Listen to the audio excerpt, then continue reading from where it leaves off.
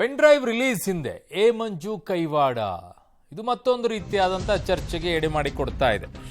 ಆರೋಪ ಕೇಳಿ ಬರ್ತಾ ಇದೆ. ಆರೋಪ ಮಾಡಿದ್ದ ನವೀನ್ ಗೌಡ ವಿರುದ್ಧ ಎ ಮಂಜು ದೂರನ್ನ ಕೊಟ್ಟಿದ್ದಾರೆ.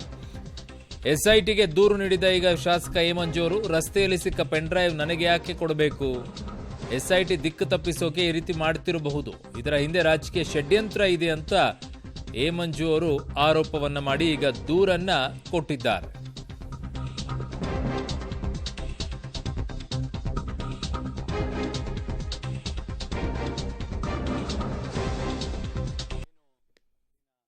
ಇಪ್ಪತ್ತೊಂಬತ್ತನೇ ತಾರೀಕು ಅವರ ಮೇಲೆ ಒಂದು ಕೇಸ್ ಹಾಕಿದಾಗ ಅವರು ಒಂದು ಅಫಿಡೇವಿಟ್ ಕೊಡ್ತಾರೆ ಕೋರ್ಟ್ಗೆ.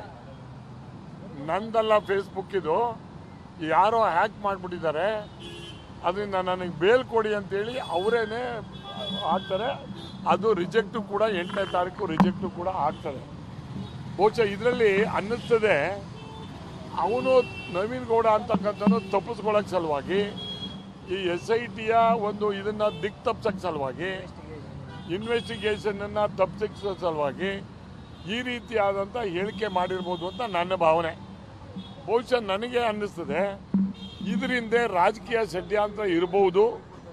ಯಾರ್ಯಾರಿದ್ದಾರೆ ಏನು ಅಂತಕ್ಕಂಥದ್ದು ನನಗೆ ಗೊತ್ತಿಲ್ಲ. ನಾನು ಬೇರೆ ಥರ ಅವ್ರ ಮೇಲೆ ಹೇಳೋದು ಇವ್ರ ಮೇಲೆ ಹೇಳೋದು ನನಗೆ ಅಭ್ಯಾಸ ಇಲ್ಲ.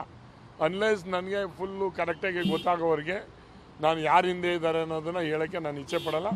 ಬಟ್ ಅವ್ನು ಯಾರು ಏನು ಅಂತಕ್ಕಂಥದ್ದು ನನಗೆ ಗೊತ್ತಿಲ್ಲ. SITಗೆ ಮೊದಲು ಅವನು ನನ್ನ ಮೇಲೆ ಈಗಾಗಲೇ ಇದು ಕೂಡ ಫೇಕ್, ಇದು ಹ್ಯಾಕ್ ಮಾಡಿದ್ದಾರೆ, ನಂದು ಅಲ್ಲ ಅಂತಕ್ಕಂಥದ್ದು ನೆನ್ನೆಯಿಂದನೂ ಕೂಡ ಅದು ಹ್ಯಾಕ್ ಆಗಿದೆ, ಸಿಗ್ತಾ ಇಲ್ಲ.